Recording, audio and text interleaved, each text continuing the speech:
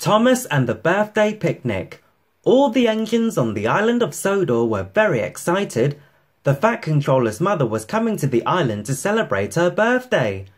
The engines chuffed up and down to get ready for the big day. On the big day, the Fat Controller came to Tidmouth Sheds. Tooted Thomas quickly. Beamed the Fat Controller. Later, Thomas puffed proudly into Knapford Station with Annie and Clarabelle. He was very excited. Sir Topham Hatt, Lady Hat and Dowager Hat were waiting in their birthday best. The station master loaded the picnic baskets and the biggest birthday cake Thomas had ever seen. Thomas smiled, but the Fat Controller's mother wasn't smiling. She looked very stern. She made Thomas feel nervous. Just then, Percy chuffed into the station. Peeped Percy. Thomas stopped feeling nervous. This was going to be the best birthday picnic ever. Thomas whooshed and wheeshed through the countryside. Annie and Clarabelle clattered and chattered. Everyone was happy. Finally, they arrived at the beautiful Shen Valley. There were woods and streams and green fields. Thomas was sure the Fat Controller's mother would like this. It was the perfect place for a picnic. The Fat Controller, his mother and his wife looked at the fields, but they didn't smile. The fields had just been ploughed into thick brown mud. "Cried Thomas," said the Fat Controller sternly. Thomas thought very, very hard, and then he set off. Thomas pumped his pistons even harder to get to the other side of the island. He was puffing to the castle. Chuffed Thomas. At the castle station, the Fat Controller spoke to the station master. Said the Fat Controller. So Thomas set off from the castle. He rocked and he rolled, he huffed and he puffed. The Fat Controller, his wife and his mother were bounced and bumped inside the carriage.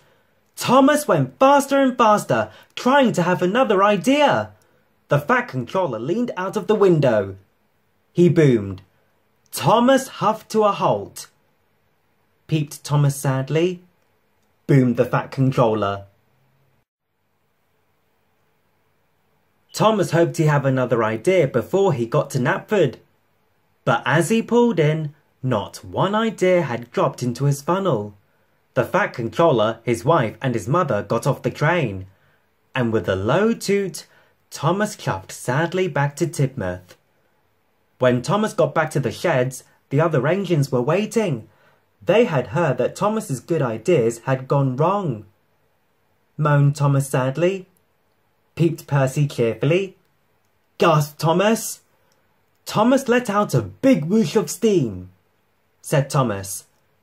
Peeped Percy. Percy wanted to whistle cheerfully, but his whistle wasn't working. It was blocked with quarry dust.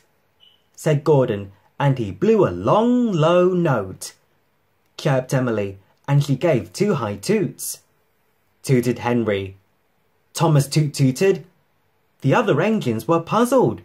Thomas beamed. The Fat Controller, his wife and his mother were sitting sadly in the living room when the station master rang. They were all to go to Knapford Station. Thomas and the other engines had a special surprise. When they arrived at Knapford, they could hardly believe their eyes. There was bunting and balloons, fine food, and the birthday cake. Thomas gave 1 toot, and then one after the other, the engines hooted and tooted, whistled and blew happy birthday to you. And for the first time all day, the Fat Controller's mother smiled from ear to ear. Smiled Dowager Hat. Boomed the Fat Controller.